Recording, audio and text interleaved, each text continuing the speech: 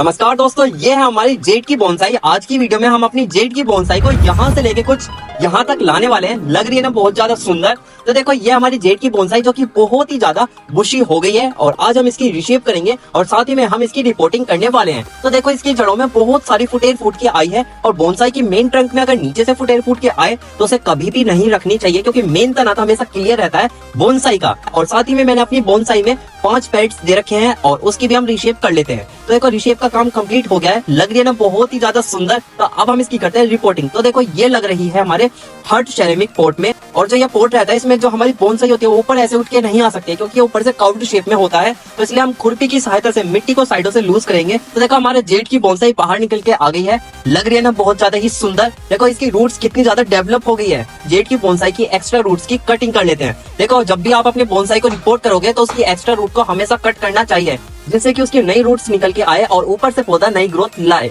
तो हमारी जेड की बोनसाई की रूट्स की भी कटिंग हो चुकी है। तो अब हमने ले लिया है ये चीनी बर्तन, जिसका साइज है 12 इंची और देखो इसके अंदर ड्रेनेज होल भी दे रखा है। और साथ ही में हमने ले ली है ये टोकरी और टोकरी में हम बनाएंगे सोइल मिक्स। सोइल मिक्स हम क्या बनाएंगे? मिट्टी, खाद, रेत और कोकोपीट। हम ये 4 आइटम बिल्कुल इक्वल रेशियो में मिलाएंगे और हमारा सोइल मिक्स बनके हो जाएगा रेडी। आप इसके अंदर साफ फंगीसाइड भी ऐड कर सकते हो।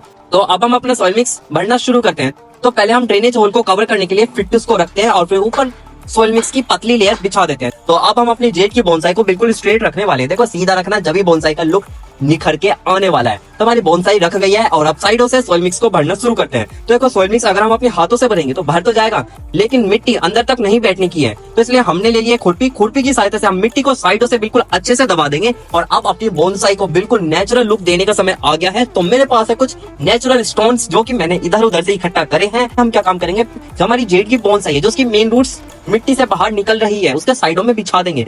और जहां जहां हमें बोनसाई ट्रे में मिट्टी दिख रही है उसे व्हाइट छोटे स्टोन से कवर कर देते हैं। लेकिन अब सजावट का काम थोड़ा रह गया है, तो इसलिए हमने ले लिया है ये पुल। साथ ही में हम लेंगे 2 हाउस और साथ ही में हम लेंगे मशरूम और साथ ही में हम रखने वाले हैं एक मैन को जड़ों के ऊपर, क्योंकि हमारी जेड की बोनसाई पे अगर कोई इंसान बैठा होगा तो कितना ज्यादा अच्छा लुक आने वाला है। तो देखो, हमारा सजावट का काम भी कंप्लीट हो गया है और अब बारी आती है इसके अंदर वाटरिंग करने की। वाटरिंग हम सबसे पहले इसकी बेस में करेंगे, यानी कि मिट्टी को बिल्कुल अच्छे तरीके से गीला कर देंगे और फिर अपने पौधे के ऊपर करेंगे शावर। जैसे बरसात में पौधे खिलखिलाते हैं, वैसे ही अगर हम शावर करेंगे तो हमारा पौधा कितना ज्यादा खुश हो जाएगा। आप देखिए इसका ओवरव्यू। वाओ, बहुत ही ज्यादा सुंदर।